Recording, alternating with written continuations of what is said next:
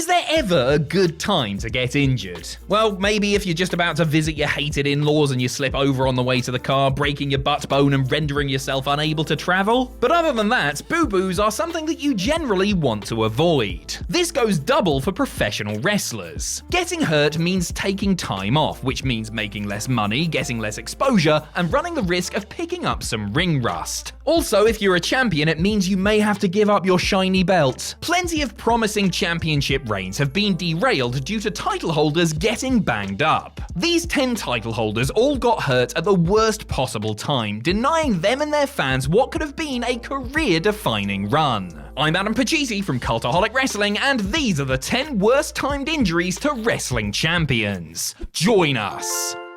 Number 10. Dolph Ziggler as World Heavyweight Champion. Before WWE flushed most of its potential down the toilet, Money in the Bank used to be one of the highlights of the year. Few men have made good on their time with the briefcase quite like Dolph Ziggler, who cashed it in spectacular fashion on the Raw after WrestleMania 29. Fans were eager to see what the show-off could do now that he was on top.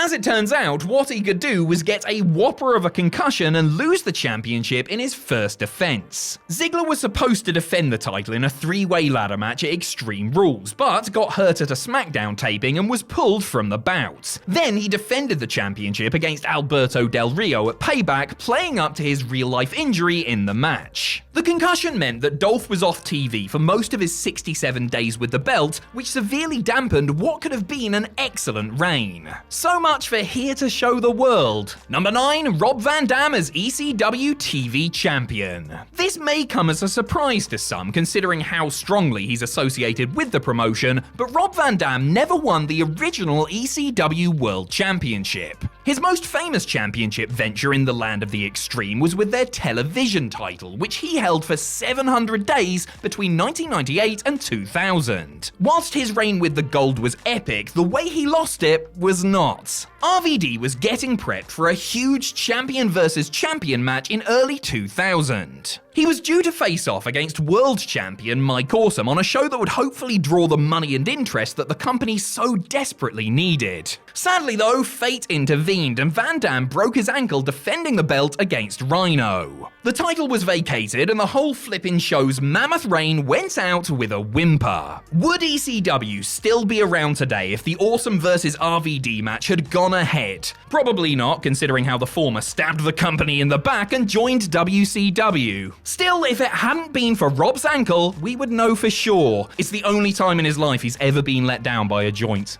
Number 8. John Cena as WWE Champion. Fans had already begun to sour on the Doctor of Thugonomics during his third WWE Championship reign. He was gradually losing more and more of what made him so cool in the first place, morphing into a bland template that WWE could project their corporate dreams onto. Still, nobody wanted his longest ever stint with the title to end in such a sad way. Actually, some people probably did. Wrestling fans were brutal in the mid-2000s. During a relatively routine match against Mr. Kennedy on Raw, John Cena tore his pectoral muscle after executing a simple hip toss. Considering that Cena only did about 7 different moves at this point, you would think he would have known how to do them all safely. The injury took place 6 days away from No Mercy, where he was scheduled to face Randy Orton. As a result, Orton was simply gifted the championship at the beginning of the show. And then he lost it to Triple H in an impromptu match, who then defended it against Umaga in another impromptu match, who then lost it back to Orton in the night's main event. All this madness because one man's boob unexpectedly exploded. Number 7. Batista as World Heavyweight Champion. In terms of first world title wins, Batista couldn't have asked for much better. A clean win over Triple H in the main event of WrestleMania 21 off the back of a molten hot Evolution breakup storyline. That is a dream come true. However, the way he lost the belt was a total nightmare. The animal held on to the title for a record-setting 282 days before he tore his triceps in a match against Mark Henry in early 2006. The top champion was down, no biggie, it's not like the biggest show of 2006 was just a few months away. Oh dear. Original plans for Batista to face Royal Rumble winner Randy Orton at Mania 22 were scrapped, and Kurt Angle was quickly shunted across to SmackDown to carry the big gold belt in Dave's absence. Angle wasn't the only beneficiary from this injury, as it opened the door for Rey Mysterio to win the Rumble instead and capture the gold at Mania in honor of Eddie Guerrero. So everything worked out okay in the end. Well, except for Batista, who was out of action for 6 months. Number 6, Shawn Michaels as WWE Champion. This one is a little tricky. The official reason given for Shawn Michaels vacating the WWE Championship in February of 1997 is a knee injury. However, it has long been speculated that it was actually HBK's pride that was damaged. Michaels won his first world title at WrestleMania 12 after besting Bret Hart in an Iron Man match. The plan was for Shawn and Bret to do a rematch 1 year later, this time with the showstopper putting over the Hitman.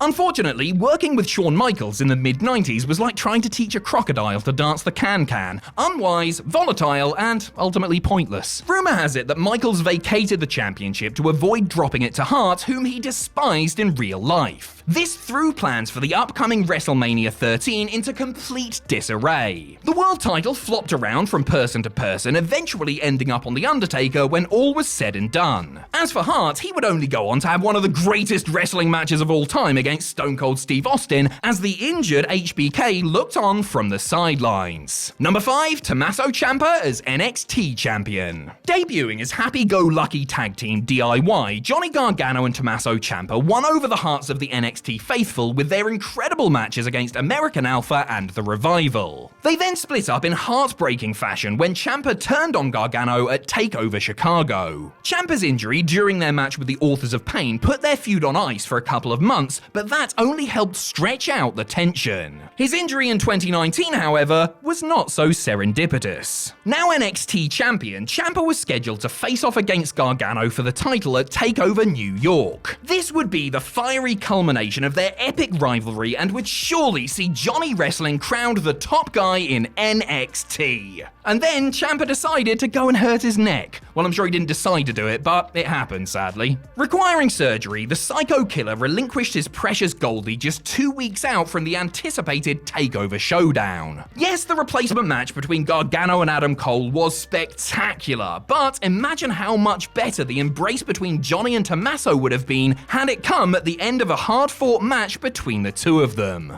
Number 4, CM Punk as AEW World Champion. Are we even allowed to mention this wrestler and this company within the same breath anymore? Promise we're not going to get sued or, bitten. Okay, if you're sure. CM Punk rounded off an amazing comeback to the ring by beating Adam Hangman Page for the AEW World Championship at Double or Nothing 2022. 9 months after his first appearance on Rampage, and to many, Punk was the king of the wrestling world once again, and nothing could go wrong, as long as he didn't put a foot wrong. Unfortunately, Punk broke his foot, either during the Double or Nothing main event, or the 6-man tag match he took part in on Dynamite a few days later. He probably shouldn't have had that match, but he wasn't going to miss out on teaming with FTR now, was he? They're his best mates! Punk didn't vacate the belt, with AEW instead choosing to crown an interim champion. However, the owie did throw off all sorts of plans the company had, including having Punk face Hiroshi Tanahashi at Forbidden Door. Then came the title unification with Moxley, then All Out, then the backstage fight, and you know the rest. And it can basically all be traced back to the moment the straight-edge superstar got crocked. Number 3, Seth Rollins as WWE World Heavyweight Champion. Dolph Ziggler's cash-in was great, but this one was on a whole nother level. During the main event of WrestleMania 31 between Brock Lesnar and Roman Reigns, Seth Rollins sprinted down to the ring like bloody Roadrunner with a blonde streak. He inserted himself into the match, hit a curb stomp on Reigns, and pinned him to leave the Showcase of the Immortals with his first WWE Championship. He held the gold for 221 days, propping up the company as its top heel. Then came that fateful visit to Ireland.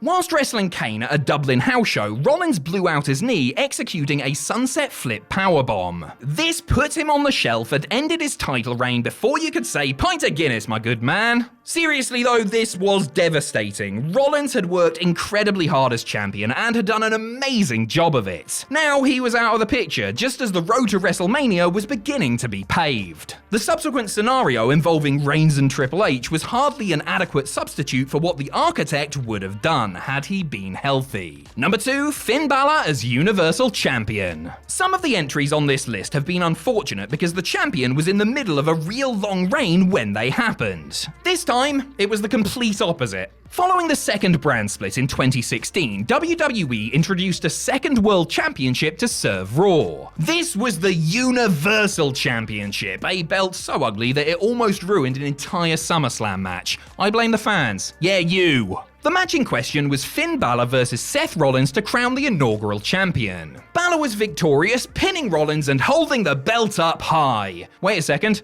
he can't physically hold the belt up. An errant powerbomb to the barricade sent the Demon King's shoulder into a different dimension. Balor appeared the next night on Raw, arm in a sling, to vacate the championship just 24 hours after he had won it. WWE had strapped the rocket to the recently called up Irishman, and fans were thrilled, but his time with the gold was cruelly cut short through no fault of his own, and he hasn't often gotten near the top prize since. Number 1, Daniel Bryan as WWE World Heavyweight Champion. WrestleMania 30, the night Daniel Bryan proved everyone wrong and beat both Randy Orton and Batista to capture the WWE World Heavyweight Championship in a pulsating main event. He had been through a hell of an ordeal to get there, but the American Dragon had finally scored the big one and was finally ready to lead the company as the biggest star in wrestling. And then, his neck collapsed. Bryan managed just a single pay-per-view title defense against Kane before things started to go downhill. He endured a litany of neck and nerve issues before finally letting the WWE title go in June of 2014, ending what was supposed to be his glorious reign at just 64 days. It was utterly devastating to watch Bryan give up the thing that he had worked so hard for. We had all gotten so invested in him that it felt like a personal tragedy to watch him walk away, doubly so when the exact same thing happened the following year with the IC Championship. Thankfully, Bryan Danielson seems to have overcome his injuries and is enjoying a fruitful wrestling career once again, but there was a time where that was far from guaranteed.